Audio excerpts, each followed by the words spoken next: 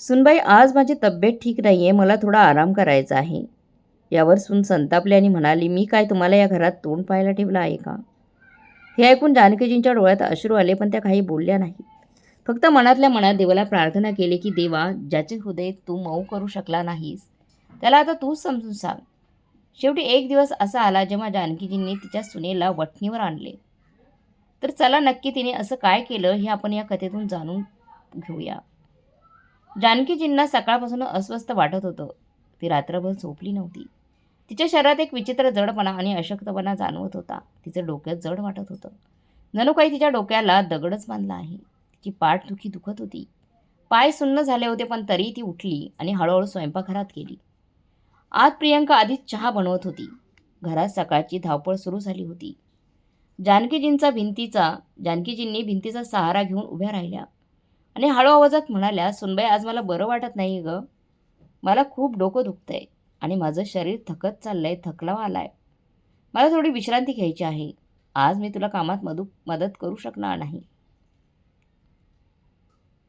प्रियंकाने गॅसचा प्रेशर कमी केला आणि वळून जानकीजींकडे रागाने पाहिलं. पहिल्यांदा तर तिला आश्चर्य वाटलं. नंतर राग आला. तिने हातातील चमचा काउंटरवर जोरात आपटला आणि म्हणाली, काय म्हणालात? तुम्हाला आराम करायचा आहे? मी काय तुला तोंड पाहायला घरात ठेवलं आहे का? रोजचं जेवण कोण पुरवतं तुला? दररोज सकाळी आणि संध्याकाळी गरम गरम चपात्या, भाज्या आणि डाळ कोण बनवतं? डोक्यावर छप्पर कोण पुरवतं? वीज बिल, पाण्याचं बिल, किराणा सामान हे सर्व आमच्या कमाईतून येतंय. आणि तुम्ही इतके छोटे कामही करू शकत नाही की मला मदत देखील करू शकत नाही. आणि त्यावरही तुम्ही आजारी असल्याचं कारण करून पडून राहता आणि झोपा काढता.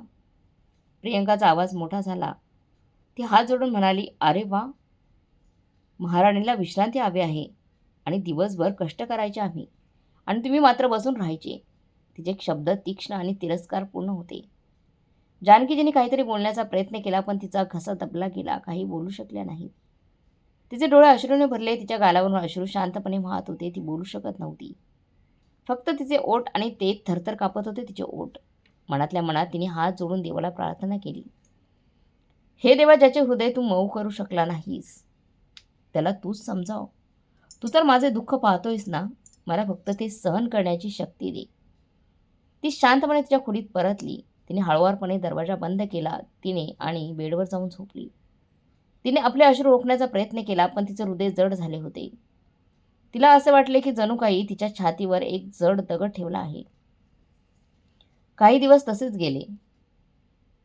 त्याचबरोबर प्रियंकाचे वागणे अधिकाधिक कठोर होत गेले. ती सतत जानकीजींना टोमणे मारत असे. तुम्हाला म्हातारपणात आराम करण्याची सवय झाली आहे. सवय झाली ना म्हातारपणात आराम करण्याची? का तुम्हा आता फक्त मरणाची वाट पाहत आहात? जानकीजी गप्प राहिल्या. तिला माहीत होतं की उलट उत्तर दिल्याने परिस्थिती आणखी बिकट होईल. शेवटी एके दिवशी तो काळा दिवस आलाच. सकाळी सकाळी लवकर जानकीजी तिच्या खोलीत बसून रामायण वाचत होती. रामायण वाचणं ही तिची ताकद होती. त्यातून तिला भगवान रामांसारखे संयम आणि शक्ती मिळत होती. हळूहळू मंत्र म्हणत होती. तिचे डोळे बंद होते, मन शांत होते. तेवढ्यात दरवाजा उघडला. प्रियंका आत आली. तिच्या हातात एक ओला कपडा होता, जे तिने रागाने जानकीजींच्या पायथ्याशी फेकलं. हे कापड खूप ओले असल्यामुळे जमिनीवर पडताच त्यातील पाण्याचे शिंतोडे शिंतोडे उडळले. हा घ्या पोचा आणि पटकन उठून संपूर्ण घर स्वच्छ करायला जा. आज कोणतेही निमित्त स्वीकारले जाणार नाही. मी कालपासून पाहत आहे तुम्ही फक्त पुस्तक वाचत बसलाय. प्रियंका रागाने तिच्या सासूबाईला म्हणाली.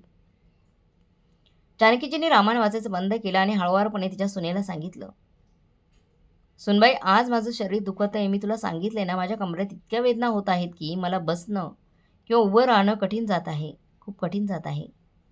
माझे हातपाय पण सुन्न झाले आहेत. मी संपूर्ण घर साफ नाही करू शकणार. एखादं छोटं काम करेन, पण पूर्ण घर. हे ऐकून प्रियंकाचा राग वाढला.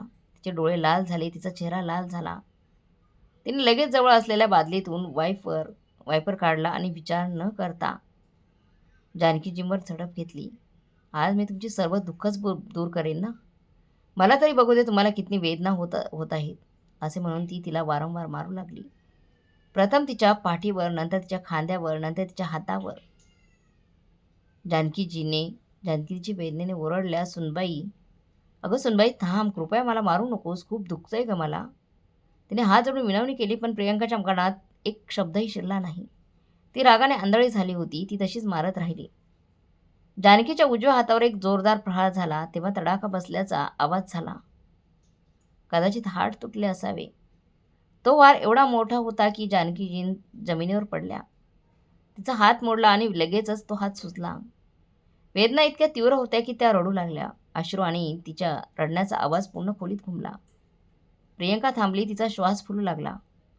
तिने वायपर फेकून दिला आणि म्हणाली, आता बघ, उद्यापासून काम करायची सवय पडेल बघ. असे म्हणत ती बाहेर पडली.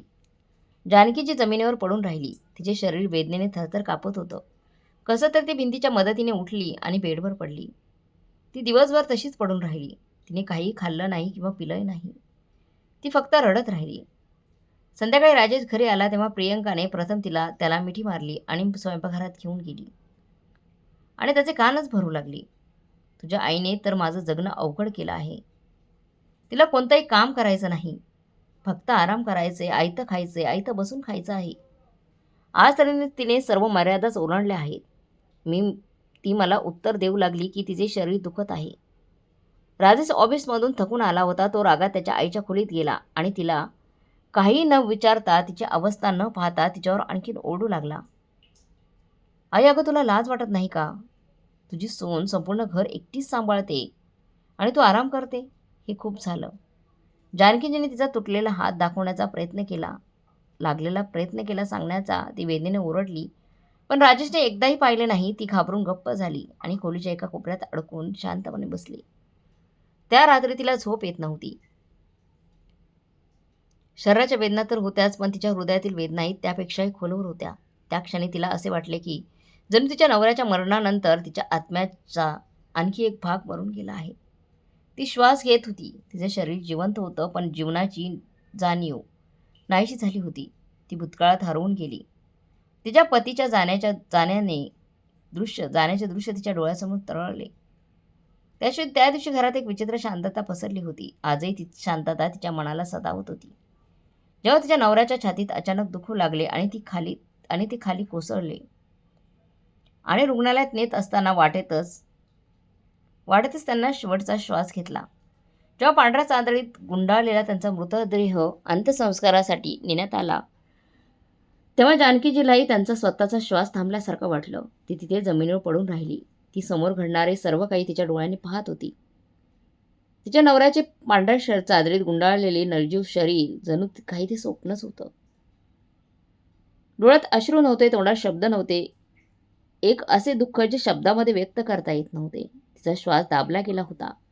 छाती जड झाली होती. जणू काही आत एक शून्यता पसरली होती. लोक आले, रडले, तिला सांत्वना दिली, पण जानकीजी शांत बसली नव्हती. तिचं मन सुन्न झालं होतं. पहिले 4 दिवस तिचे सासरचे तिच्यासोबत राहिले. तिची नणंद चहा आणायची, तिचा दीर पाणी द्यायचा आणि तिची सासू तिच्या डोक्यावरून हात फिरवून म्हणायची, मुली काळजी घे, आयुष्य अजून खूप आहे. जानकीजी गप्प राहायच्या, फक्त डोके हलवत असत. पण 5व्या दिवसापासून त्यांच्या नजरा बदलू लागल्या. त्यांच्या बोलण्यात, संभाषणात एक विचित्र परखेपणाची भावना येऊ लागली. तिची सासू आता लवकर उठून प्रार्थना करण्यात व्यस्त राहू लागल्या. नणंद फोनवर व्यस्त राहू लागली. असं वाटू लागलं की जणू काही ती आता त्यांच्या डोळ्यात ओझं बनली आहे, घरात ओझं बनली आहे. एक अशी विधवा ज्या घरातील आनंदावर वाईट सावली टाकत आहे. तिच्या नवऱ्याला जाऊन फक्त 4 आठवडेच झाले होते. तेव्हा एके दिवशी तिची नणंद स्वयंपाकघरात काम करत असताना स्पष्टच म्हणाली की वहिनी, आता या घरात तुमचा काही अधिकार नाही. वडिलांचे पेन्शनही थांबले आहे. आम्ही घर कसं चालवणार? आता तिने वाक्य अपूर्ण सोडले, पण त्याचा अर्थ स्पष्ट होता.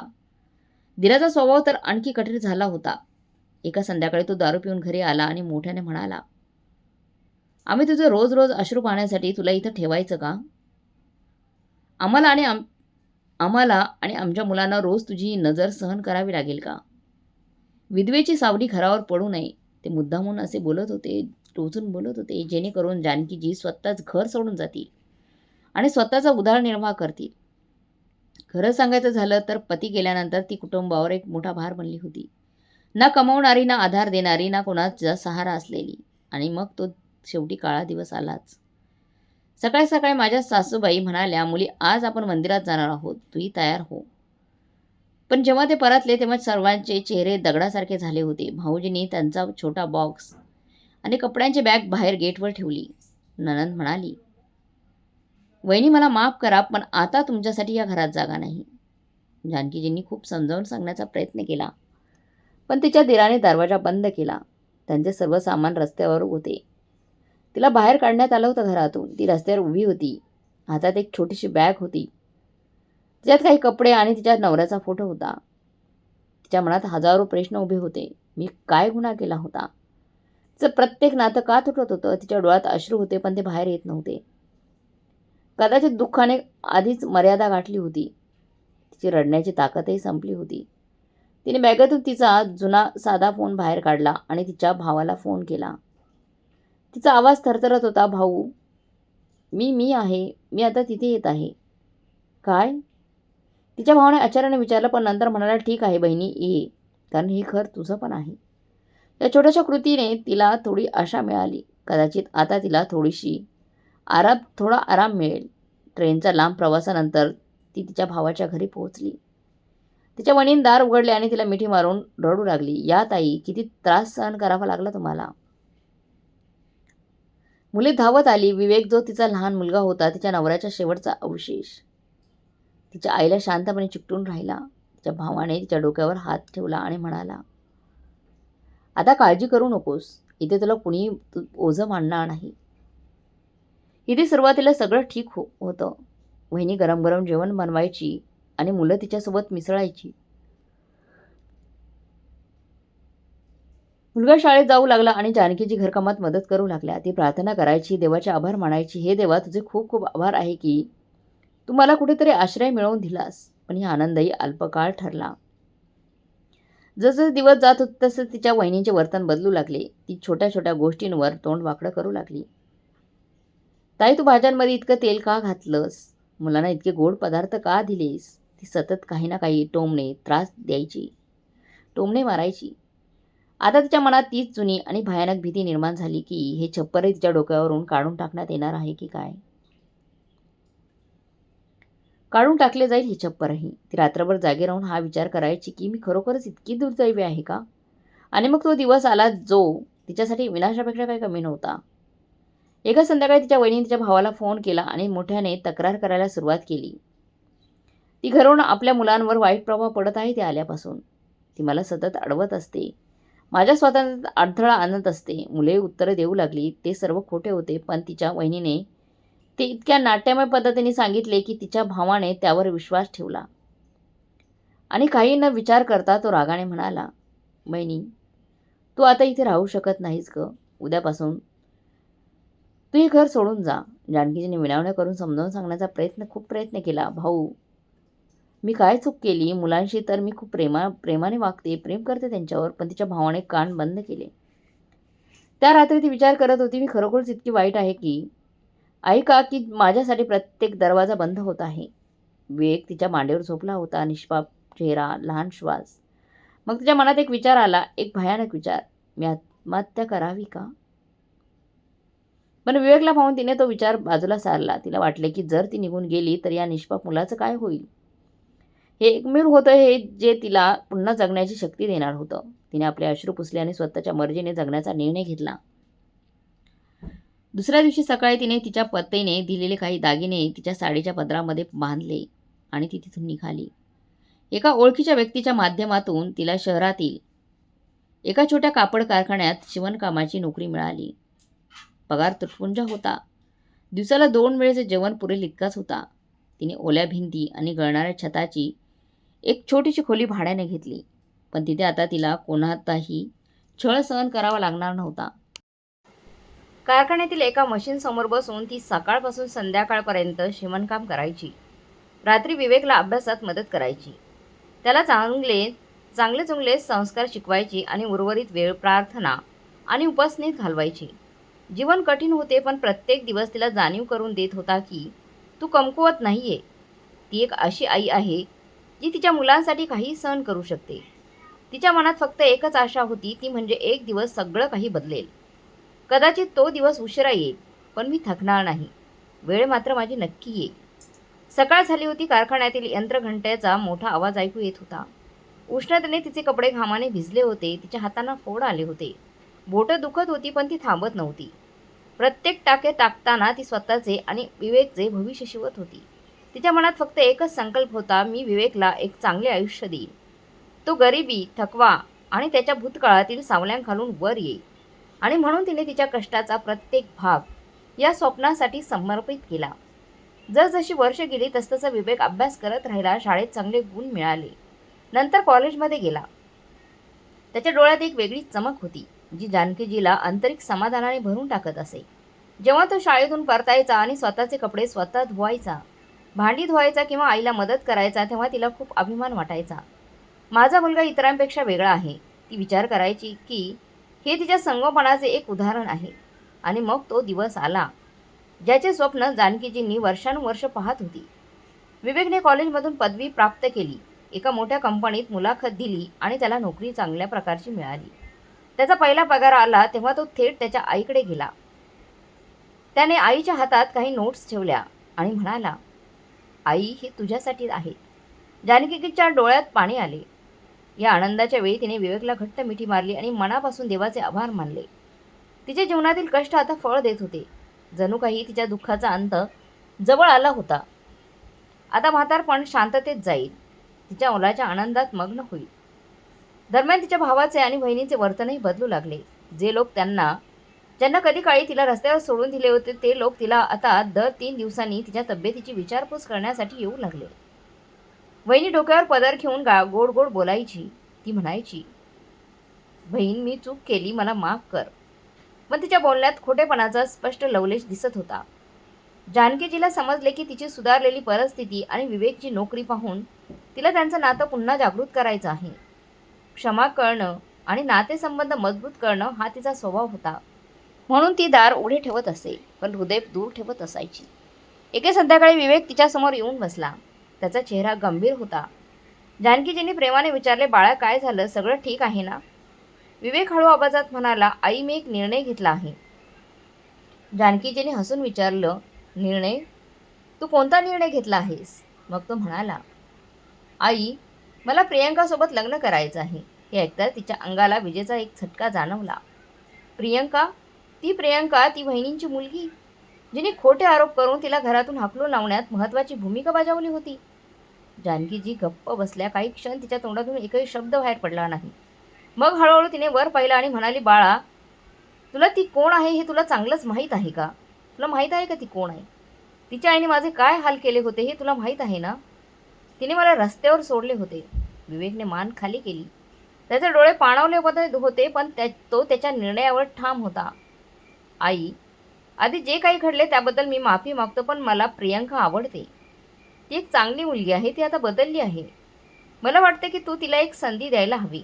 जानकीजीने अनेक दिवस त्याला समजावून सांगण्याचा प्रयत्न केला, पण तो खूप हट्टी ठरला. शेवटी तिने हार मानली. एके दिवशी तिने तिच्या भावाला आणि वहिनीला घरी बोलावले आणि मनावर दगड ठेवून त्यांच्यासमोर लग्नाचा प्रस्ताव ठेवला. तिच्या आयुष्यातील सर्वात कटू क्षण होता. तिच्या वहिनीच्या चेहऱ्यावर पुन्हा एकदा तेच विजयाचे हास्य उमटले. तीच अहंकार भावना. पण जानकीजी काहीच बोलल्या नाहीत. विवेकच्या आनंदासाठी जानकीजींनी तिचे दुःख गिळले आणि हे फक्त एक आईच करू शकत होती.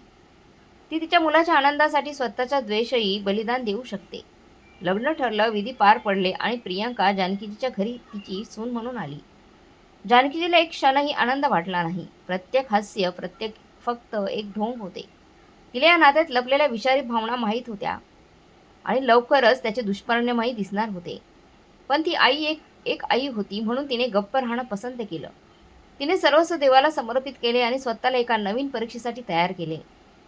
लग्नाच्या सुरुवातीच्या काळात प्रियंका खूप आनंदी दिसत होती. प्रियंकाने तिच्या प्रसन्न चेहऱ्याने सर्वांना जिंकण्याचा प्रयत्न केला. जानकीजींशी तिने खूप गोड बोलायला सुरुवात केली. ती सौम्य स्वरात संवाद साधत होती. तिचं वागणं पाहून जानकीजीच्या मनाला एक प्रकारचा दिलासा मिळाला होता. जानकीजींना असं वाटू लागले की कदाचित मी चुकले असेल. कदाचित ही मुलगी माझ्या मुलासाठी खरोखरच बरोबर असेल. ती बदलली असेल.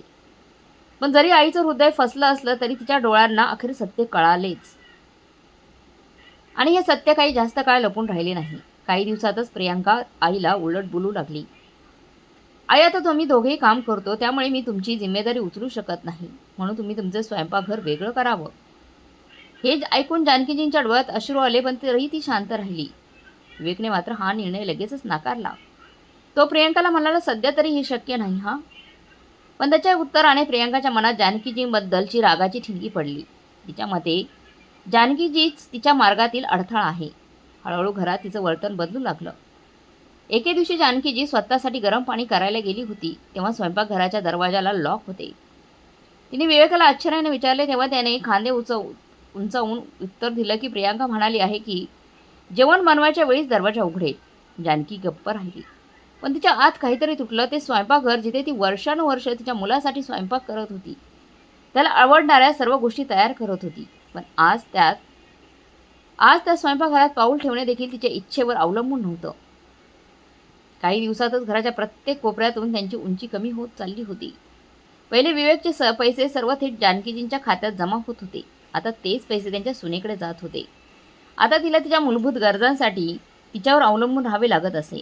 एक आई जिने आयुष्यात कधी कोणापुढे हात पुढे केले नाहीत, हात पसरले, आज तिला स्वतःच्या औषधांसाठी तिच्या सुनेसमोर डोकं टेकवावं लागत होतं. ती जानकीजींना अशा प्रकारे आज्ञा देत होती की जणू ती एखादी मोलकरीणच आहे. सकाळी लवकर उठून संपूर्ण घर स्वच्छ करा, माझे कपडे धुवा आणि हो, माझी चप्पलही स्वच्छ करा. आणि कधी कधी ती काही करायला नकार द्यायची किंवा करायची नाही, तेव्हा तिच्या तोंडातून सुनबाईच्या तोंडातून इतके विष बाहेर पडायचे की कडूपणाचा डंक तिच्या हृदयात संपूर्ण दिवसभर पडून राहायचा. एके दिवशी ती खूप थकली होती, म्हणून ती म्हणाली, सुनबाई, आज माझी तब्येत ठीक नाहीये, त्यामुळे मला थोडा आराम करायचा होता, मला काही काम करायला जमणार नाही. तेव्हा प्रियांका रागाने म्हणाली, मी काय तुला तोंड पाहायला ठेवले आहे का? हे ऐकून ती काहीच बोलली नाही. फक्त मनात देवाला प्रार्थना करत होती की हे देवा, ज्याचं हृदय तू मऊ करू शकला नाहीस, त्याला तूच समजावं.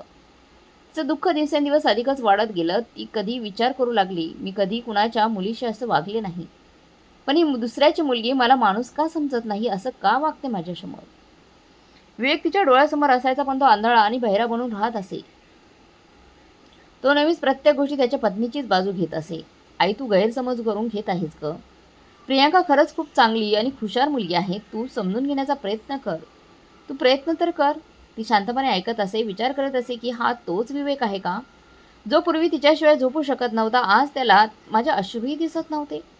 ती देवासमोर हात जोडत असे, तिच्या दुःखासाठी थोडा धीर मागत असे, फक्त थोडी शांतता मागत असायची.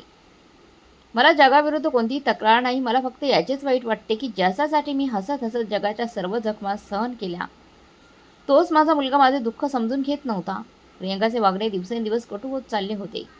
कधी कधी ती त्यांना कामे न करण्याबद्दलची टोमणे मारायची, कधी चोरीचा आरोप लावायची, तर कधी एखादे पाहुणे आले की ती त्यांना त्यांच्या खोलीत बंद करून टाकायची आणि बाहेर सांगायची की आईची तब्येत ठीक नाही आहे, म्हणून ती तिच्या खोलीत आराम करत आहे.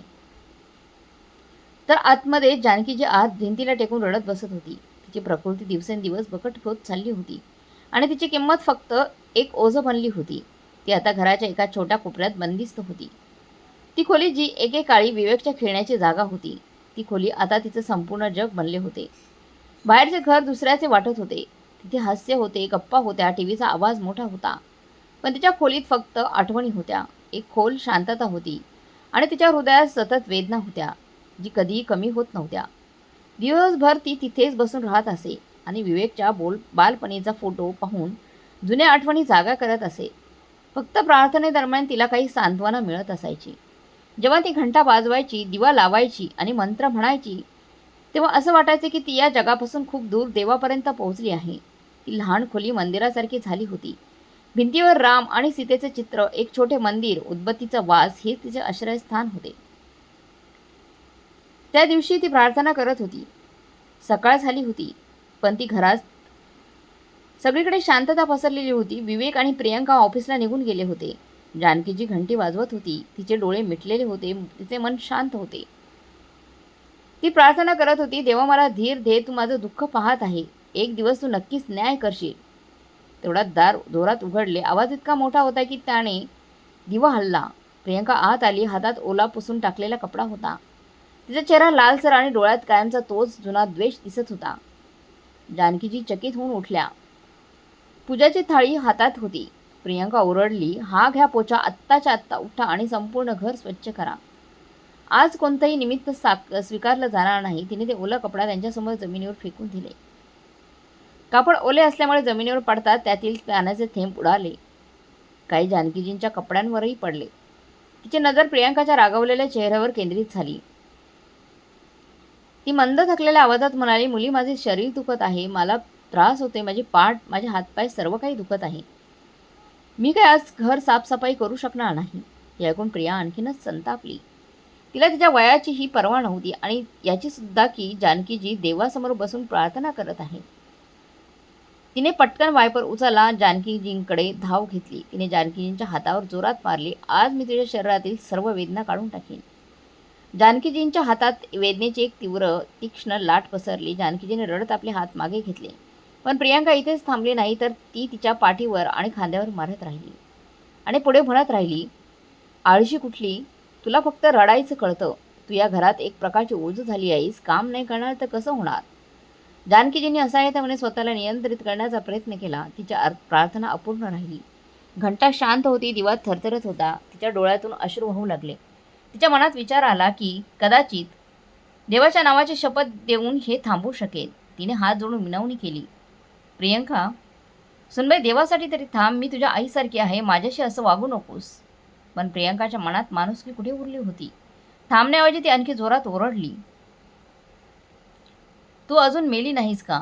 जेव्हा एक सून तिच्या सासूला मारायला सांगते तेव्हा ती फक्त तिच्या शरीरालाच नाही तर तिच्या आत्म्यालाही घायल करते.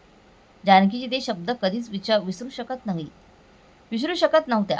सकाळी उठल्यावर खोली नेहमीसारखी शांत होती. खिडकीतून सूर्यप्रकाश आत येत होता. तिने पुन्हा देवाला प्रार्थना केली, "देवा, मी कधीच कोणाचं वाईट केलं असेल तर मला क्षमा कर. पण जर मी निर्दोष असेल तर मला न्याय दे." या दिवसात तिच्यात एक विचित्र बदल होत होता. ती जसजसे दुःख सहन करत होती तसतसं तिचं मन अधिक बळकट होत होतं.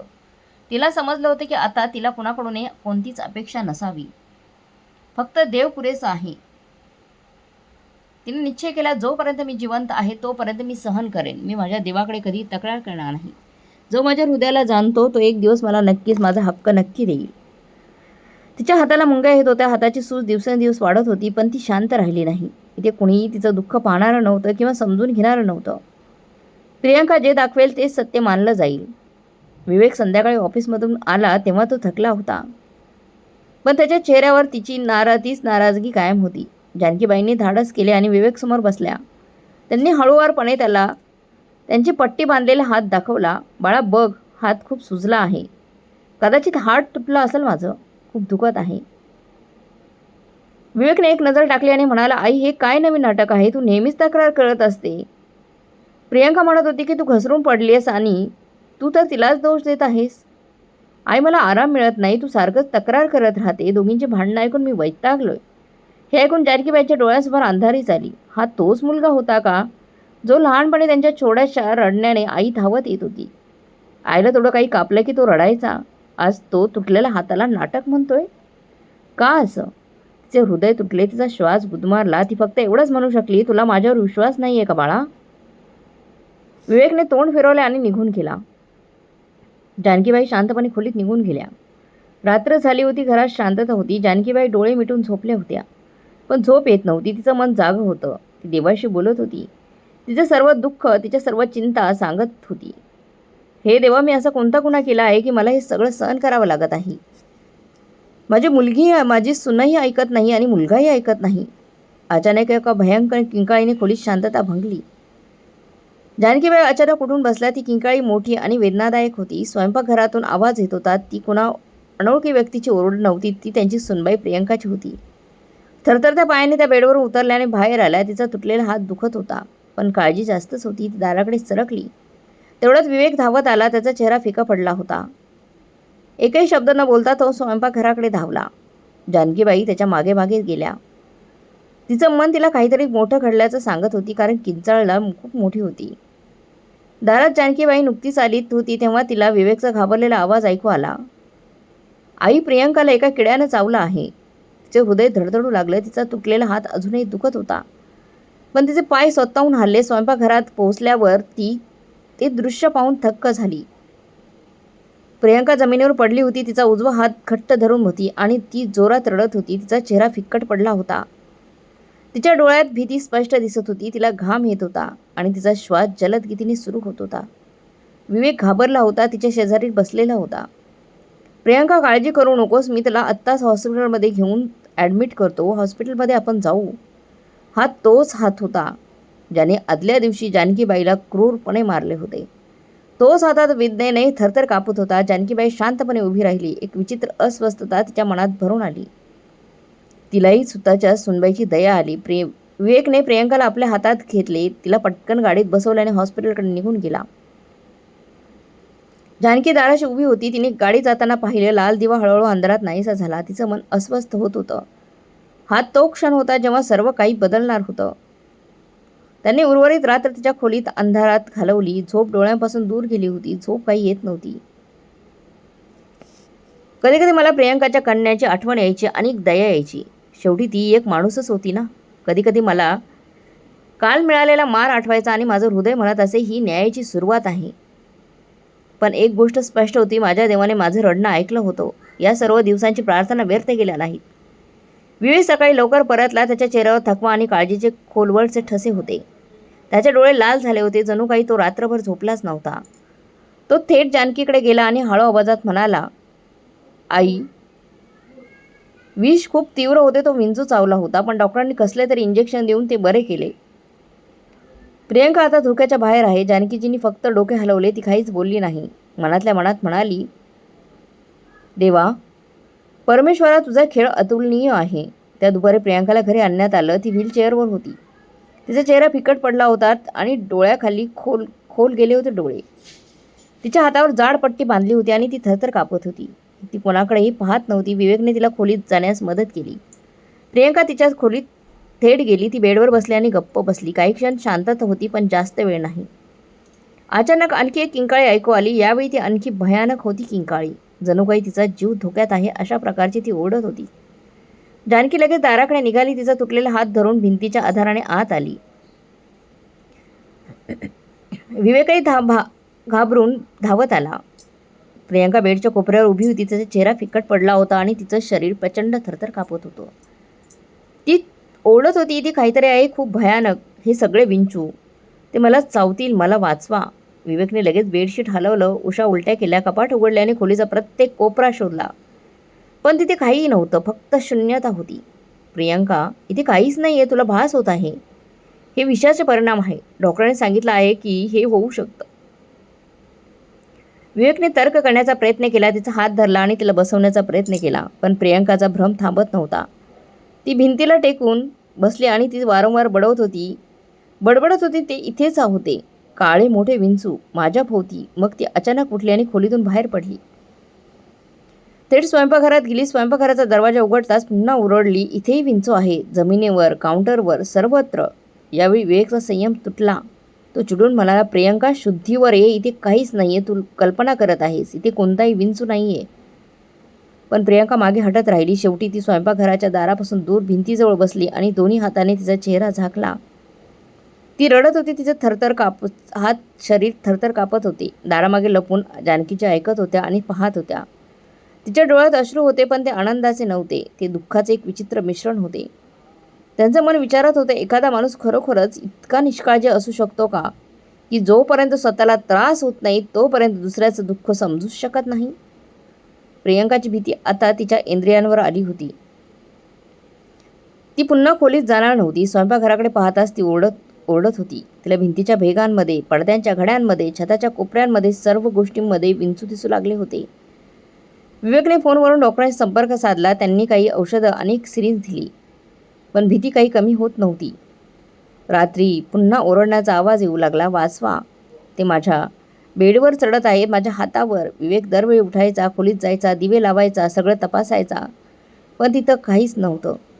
तो आता थकला होता. त्याचे डोळे सुजले होते. प्रियंका स्वप्नाच्या सावलीत जगत होती. ती नीट झोपतही नव्हती किंवा जेवतही नव्हती. फक्त बडबडत करत होती, ते परत येतील, ते परत येतील, मला चावायला, मला वाचवा. जानकीजी शांतपणे सगळं पाहत राहिल्या. अनेक दिवस प्रार्थना करायची आणि रामायण वाचायची. त्या मनातल्या मनात ती म्हणायची, हे देवा, तू दयाळू आहेस, तू सर्व काही पाहतोस, तुला सर्व काही माहीत आहे. तू नक्कीच न्याय करशील. आता तो क्षण जवळ येत आहे, जेव्हा प्रत्येकाचं खरं स्वरूप प्रकट होईल. जानकीने सहन केलेलं दुःख तिच्याकडे परत येणार होतं, कदाचित भयानक स्वरूपात. प्रियंकाची तब्येत दिवसेंदिवस खालावत चालली होती. पूर्वी ती फक्त रात्रीच ओरडायची, पण आता तिला दिवसाही भ्रम होत होता. ती दिवसाही ओरडायला लागायची. सकाळी उठताच ती म्हणायची, तिकडे बघ, अंगणाच्या भिंतीवर काळे विंचू रेंगाळत आहेत. ते आहे. ती बाथरूममध्ये जायला घाबरत होती, कारण ते टाईल्स काढून बाहेर येऊ शकतात म्हणून ती घाबरत होती. स्वयंपाकघरात तिच्यासाठी नरक बनलं होतं. ती तिथे पाऊल ठेवताच ओरडायची. तिच्या डोळ्यात आता फक्त भीती आणि गोंधळ होता. तिचा चेहरा नेहमीच फिकट पडला होता. तिचे ओठ थरथरत होते. तिचे डोळे भीतीने इकडे तिकडे फिरत होते. ती आता कुणाशीही बोलत नव्हती, फक्त एकांतात बडबडत होती आणि रडत होती. तिच्या डोळ्यांखाली काळी वर्तुळे, तिचे ओठ कोरडे आणि भेगा पडलेले होते आणि तिचे केस विस्कटलेले होते. तिचं शरीर सतत थरथरत होतं, जणू काही ती गोठत आहे. कोणत्याही गोष्टीला स्पर्श करण्यापूर्वी ती त्याकडे अनेक वेळा पाहत असे. हात पुढे करत असे आणि नंतर ती मागे सरकायची, जणू काही ते एखाद्या विंचूला लपवत असेल. विवेकचा संयम आता संपला होता. तो त्याच्या पत्नीवर खरोखर प्रेम करत होता, पण सतत ओरडणं, रात्रंदिवस सतत आवाज आणि तिचे संशयास्पद वर्णन. तो वारंवार समजावून सांगत होता, प्रियांका, हे काहीच नाही, तू चुकीचं वागती, हे सगळं तुझी कल्पनाशक्ती आहे. डॉक्टरांनी सांगितलंय की विषाचा तुझ्या मेंदूवर परिणाम झाला आहे. तू औषधं घे आणि आराम कर. पण त्या शब्दांचा प्रियांकाच्या प्रकृतीवर काही परिणाम झाला नाही. ती चिडून उत्तर द्यायची, माझ्याशी खोटं बोलू नकोस. तू आणि तुझी आई मला वेड्यासारखं दाखवण्याचा प्रयत्न करत आहात. तुला माझं दुःखही दिसत नाही का?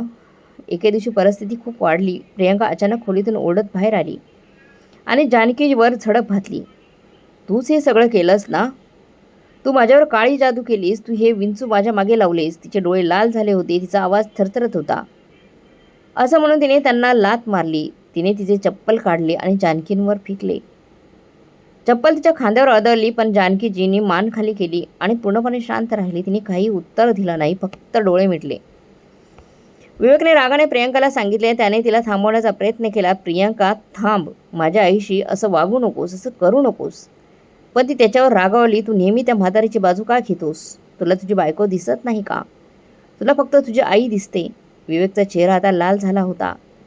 पहिल्यांदाच त्याचा आवाज चढला. थांब प्रियांका, आता पुरे झाले. तुला असं वागणं पाहून तुझं मला वाईट वाटते, पण मी माझ्या आईचा अनादर सहन करणार नाही. प्रियांका तिथे स्तब्ध उभी राहिली. मग अचानक तिने तिची बॅग उचलली, पटकन कपडे पॅक केले आणि म्हणाली, मी माझ्या आईवडिलांच्या घरी जात आहे. जर तुम्हाला माझी काळजी नसेल तर तुम्हाला तुमची गरज नाही. ती दार बंद करून बाहेर पडली. जानकीजी दाराच्या मागे उभे होत्या आणि सर्व काही ऐकत होत्या. प्रियांका गेल्यानंतर ती विवेककडे गेली आणि हळुवारपणे म्हणाली, बाळा, ती तुझी बायको आहे. तू तिला परत आणलं पाहिजे. घर पडू देऊ नकोस. तिच्या डोळ्यात थकवा होता, जणू काही तिच्या खांद्यावर अनेक वर्षांचा भार पडला होता. काही तासानंतर ती ओरडू लागली, दाराखाली विंचू आहेत, कपाटाच्या मागे आहेत, प्रत्येक ठिकाणाहून मला चावायला विंचू येत आहेत. तिच्या आईवडिलांनी खाली वाकून सगळीकडे पाहिलं. तिकडेही तशीच परिस्थिती होती. तिथे काहीही नव्हतं, पण प्रियांका मात्र विंचू विंचू म्हणून ओरडत होती. प्रियांका जमिनीवर बसली आणि तिची केस ओढत होती. ती ओढत म्हणाली, हे सगळं त्या बाईमुळे झालं आहे. ती माझ्या मागे धावलीसारखी धावत आहे, माझी सासूबाई. कधी कधी प्रियांका रात्री घाबरून उठायची, तर कधी कधी ती दिवसा भिंतीवर आदळायची. प्रत्येक तास एक नवीन भ्रम, एक नवीन भीती होती.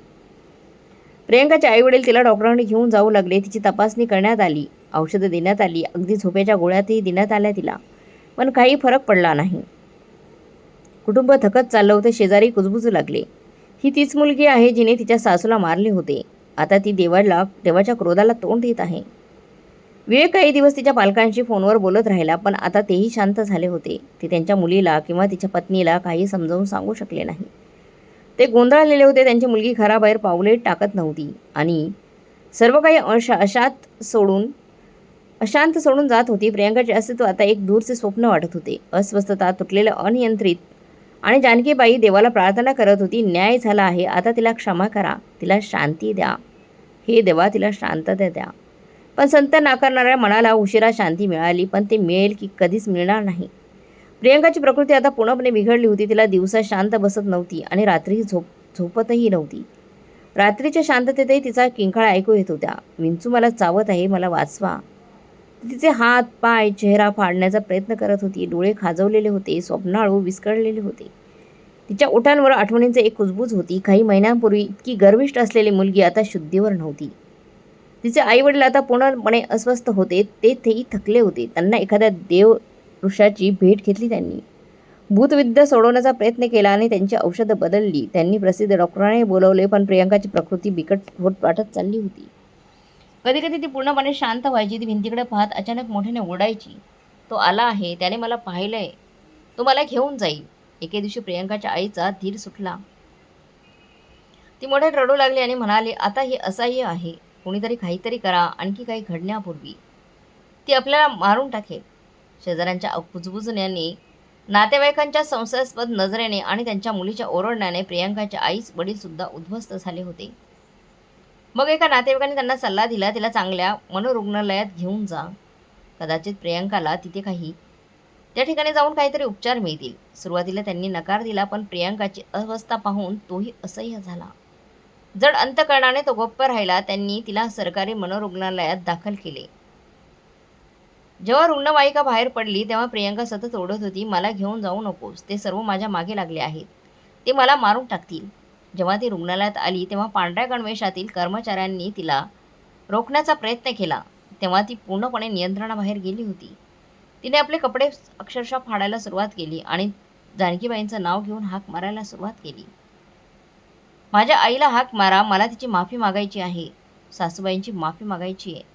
प्रियांकाचे पालक आईवडिलांनी विवेकला फोन केला आणि म्हणाले, बाळा, तू आमच्यावर एक उपकार करशील, तुझ्या आईला सांग की ती आमच्या मुलीला माफ कर. विवेकने फोन ठेवला आणि तो तिच्या खोलीतच राहिला. त्याचा चेहरा त्याच्या हातात लपून तो गप्प राहिला. जानकीबाई हळूच त्याच्याकडे गेल्या आणि त्याला विचारलं, काय झालं बाळा? तो हळू आवाजात म्हणाला, आई, प्रियांकाला, तुझ्या सुनबाईला तुझी माफी मागायची आहे. ती वारंवार म्हणते की जर मी माफी मागितली नाही तर मी मरेन. तिच्या मनात एक वादळ उठलं. ही तीच मुलगी होती का जिने पूजा करत असताना तिला झाडूने मारले होते? तीच मुलगी जिने तिचा हात मोडला आणि म्हणाली होती, तू मरत का नाहीस? आणि आज ती तिच्या पायाशी होती. ती हार मानण्यास तयार होती. एकेकाळी विष ओकणारी तिची जीभ आता माफी मागण्यास तयार होती. संपूर्ण खोली फिरू लागली आणि तिचे हृदय क्षणभर थांबले. तिने डोळे मिटले आणि देवाला प्रार्थना केली, हे देवा, परमेश्वरा, आता तूच निर्णय घे, मी फक्त तुझं भक्त आहे. विवेकला तिची शांतता समजली म्हणून त्याने हळुवारपणे विचारलं, आई, जर तुला वाटत असेल तर मी तुला हॉस्पिटलमध्ये घेऊन जाईन.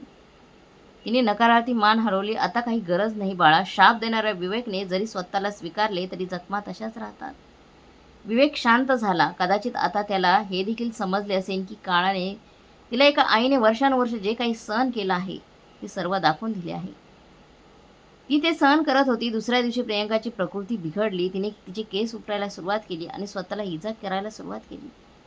मग डॉक्टरांनी तिला जबरदस्तीने औषध दिलं. खोलीत तिचा आवाज घुमला, आई, मला माफ करा, मला माफ करा. तिचे वडील दरवाजाजवळ थरथर कापत उभे होते.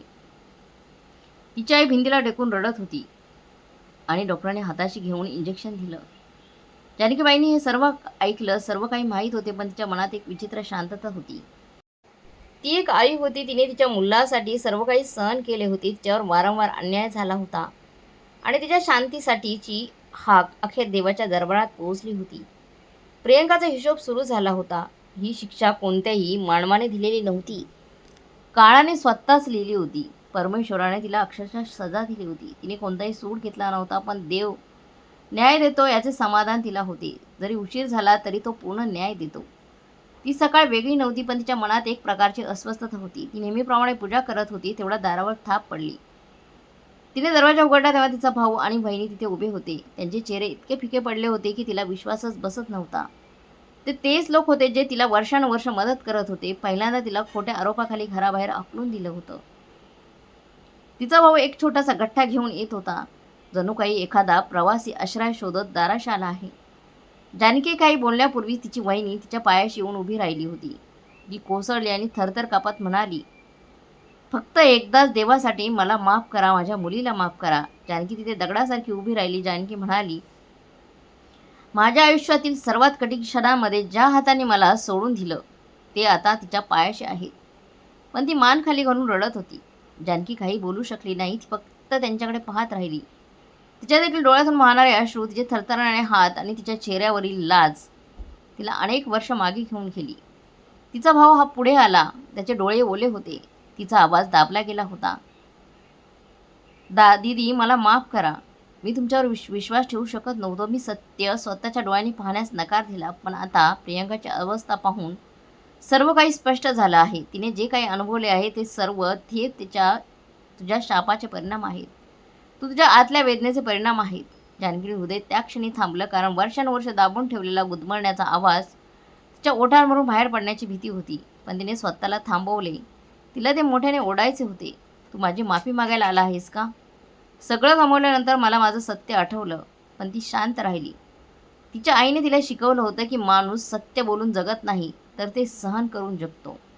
वहिनी रडत राहिल्या. ती पुन्हा पुन्हा म्हणाली, माझ्याबद्दल सांगायचं तर मीच तुझ्यावर खोटे आरोप केले होते. मला वाटलं की तू घरी जास्त वेळ घालवतेस आणि माझा नवरा तुला जास्त महत्त्व देतो. माझ्या अहंकारामुळेच माझं मन गोंधळलेले होते. मी माझ्या मुलीला तुझ्याबद्दल सांगितले. त्यांनी तिला त्यांची सून बनवून बदला घेण्याचा प्रयत्न केला. आमची फार मोठी चूक झाली. पण आज माझ्या मुलीची अवस्था पाहून मला समजते की ज्या व्यक्तीसाठी हे सर्व केले, तीच व्यक्ती या सर्व अन्यायाशी बळी ठरली आहे. त्यांचे शब्द जानकीच्या हृदयाला भिडले होते. पण जखमा खूप पूर्वी केल्या होत्या. प्रत्येक शब्द जुन्या आठवणींना उजाळा देत होते.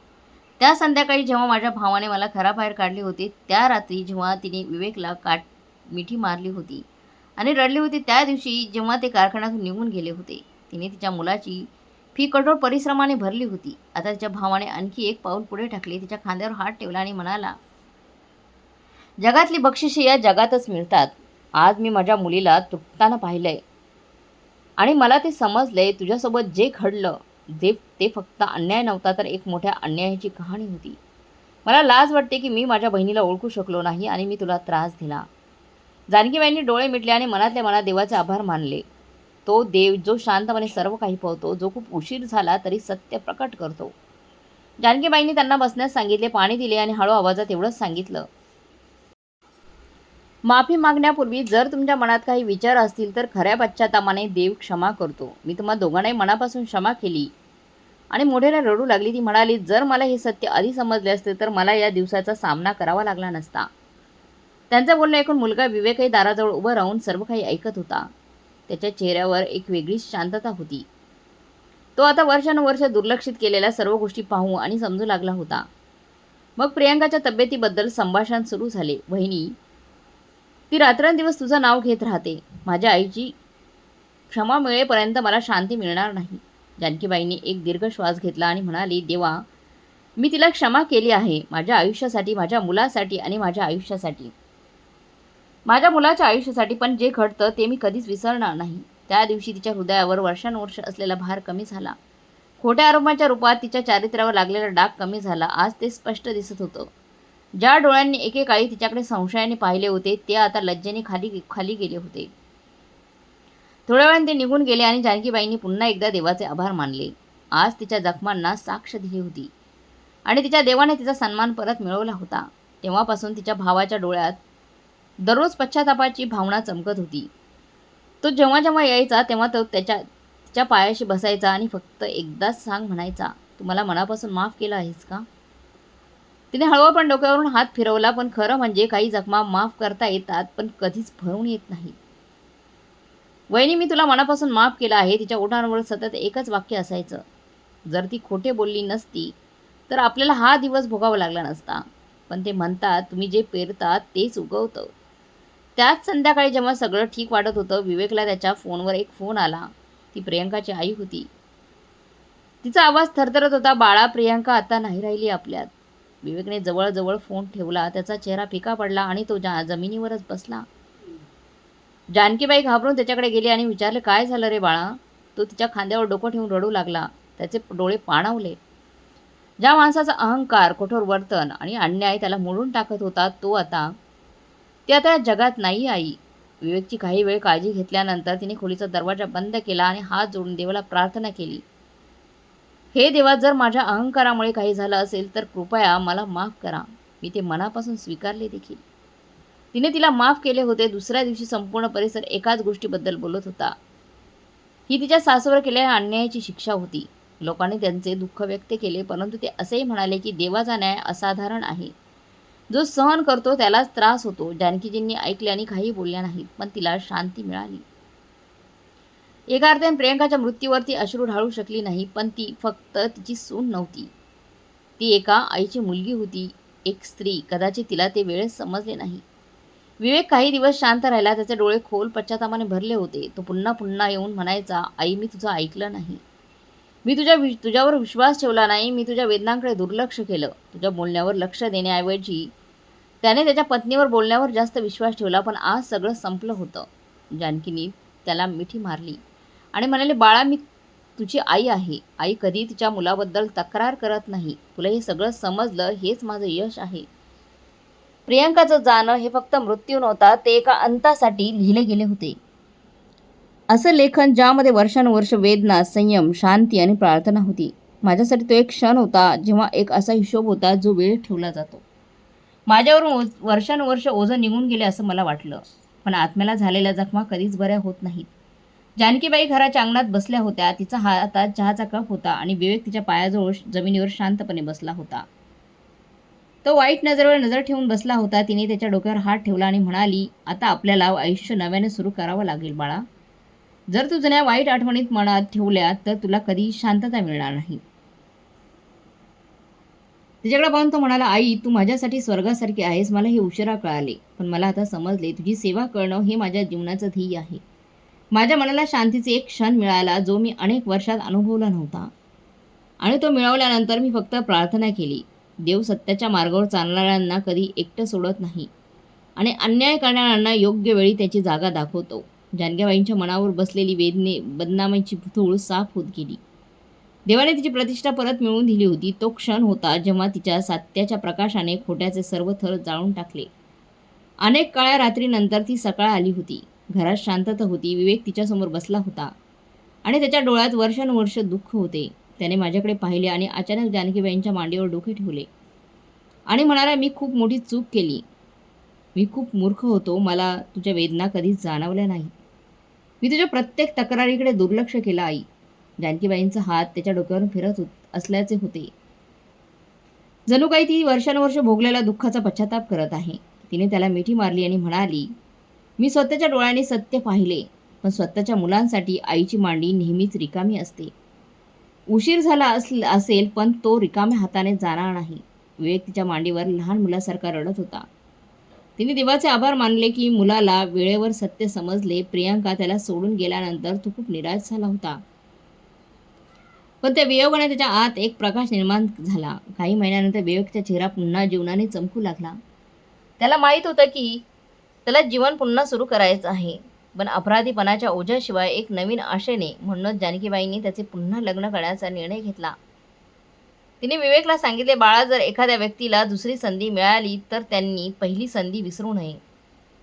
यावेळी अशी मुलगी निवड जी केवळ पत्नीच नाही तर सून देखील असेल चांगली, आणि सर्वात महत्त्वाचं म्हणजे एक चांगली व्यक्ती असेल, संस्काराने भरलेली व्यक्ती असेल. देवाने त्यांच्या प्रार्थनेचं उत्तर दिले. काही आठवड्यानंतर एक प्रस्ताव आला.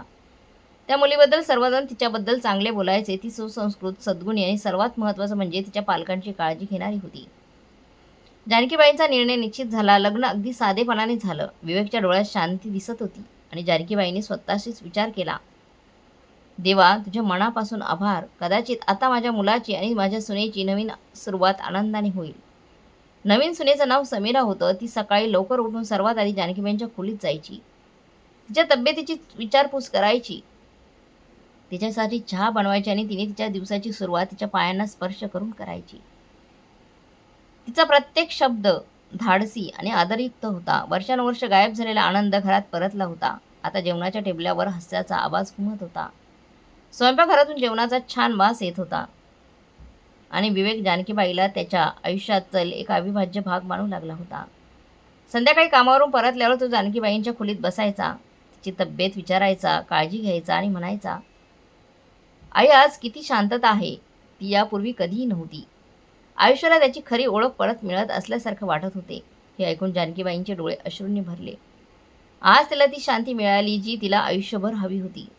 तिने धीर धरला होता आणि त्याचा परिणाम असा झाला की आज तिचा मुलगा बदलला आहे. इतरांवर विश्वास ठेवण्याऐवजी तो त्यांच्या आईच्या शब्दांचा आदर करतो. तो तिच्या प्रत्येक गोष्टीचा आदर करतो.